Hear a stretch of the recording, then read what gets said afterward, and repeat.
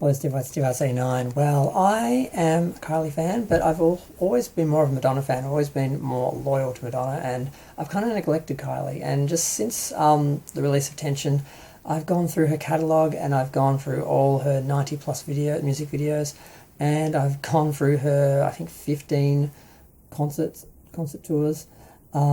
And it's been quite revealing. I didn't realise how extensive her catalogue was. I really had not been paying attention, and I've been a very bad Kylie fan and a very bad Australian. But I did sort of a performance review. I did her first five or so concerts, which was really her coming of age. And I was a little harsh between the Rhythm of Love tour and the Let's Get To It tour, because I think there was some reevaluation there because the first tour hadn't done so well. But also she was still working on that second album, which then the tour was sort of redone to sort of promote more that album than the other one. So it was a bit strange doing sort of a tour like the way they did, but I think I was a bit harsh on that.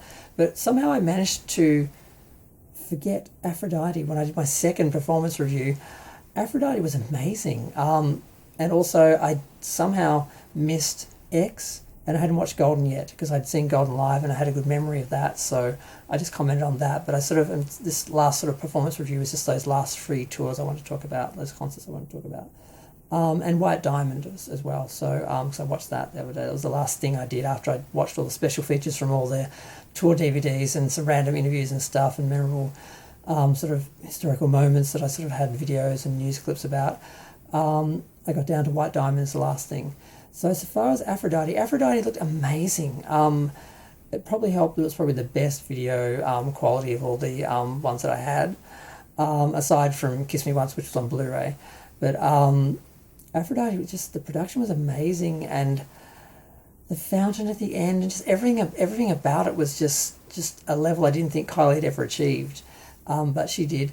Now, the fact that it doesn't shift out of that one theme the whole time, I felt like they could have cut the lighting on the Colosseum sort of in the background and just had the screens in the background and had some different images and different sort of themes happening through it, but they stuck with the Aphrodite theme the whole time, and it was beautifully done. Now, and that was very different from the others. Now, the other one that was very different was the X Tour. The X Tour, she did something that a lot of people have complained about artists relying too much on screens, and some people said they may as well just perform on a screen. And she actually did it. It's like 4 screens in the background which sort of move like curtains, and then the floor was a screen as well. So they designed all the routines and the whole tour around just the screens and what was projected on what was on the screens. With the exception of, I think, 3 props that they used. They had like sort of like a barge that she came out on, like she was on a boat on a river. And then there was a sort of like a, I don't know what to call it. It was like bars and that. There was sort of like a pen or something that was sort of crawling around for a minute. I think that's about it. Pretty much everything else was just the dancers on the screens interacting with the actual the visuals, which is something no one's really done, where they've always had some basic set. There was no set at all. It was just flat screen. It was just like literally performing on a TV screen. And then, of course, Golden. The Australian version that I saw, they just had one main stage, but the actual concert, she had a big sort of G with a big runway curving around a little mini stage. I didn't have that on mine. We just had a main stage, and they sort of changed the choreography and everything for just that one sort of main stage. And relied far more on the music, far less on the visuals. And part of that was because they scaled down the tour, but even the tour they did in London and all that, it wasn't as big as the past tours.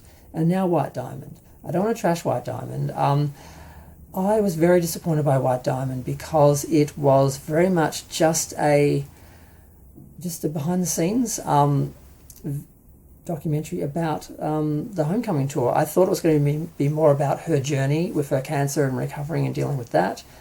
And even just dealing with the show itself. There was no structure, that didn't lead to anything. There was no big moment, it just was just very matter of fact, this happened and this happened and this happened and this happened, and then it ended. And I was just sort of like, really?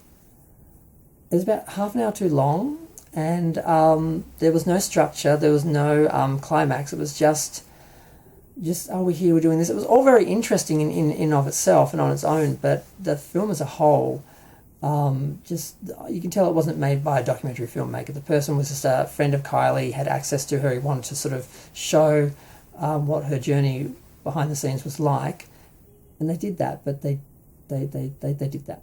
So I'm going to go. Feel free to share, like, comment, subscribe. This is the third part of my Kylie performance review. I've sort of covered, I feel like, her whole career now, very, very briefly. And it has been a little bit of a whirlwind sort of education, because I have neglected her most of my life in favour of Madonna, which I shouldn't have done. But now Madonna is sort of fading. I'm looking at other stars because, you know, I need other artists to sort of worship and so forth, you know. I'm going to go. Feel free to share, like, comment, subscribe. Did I say that already? I don't know.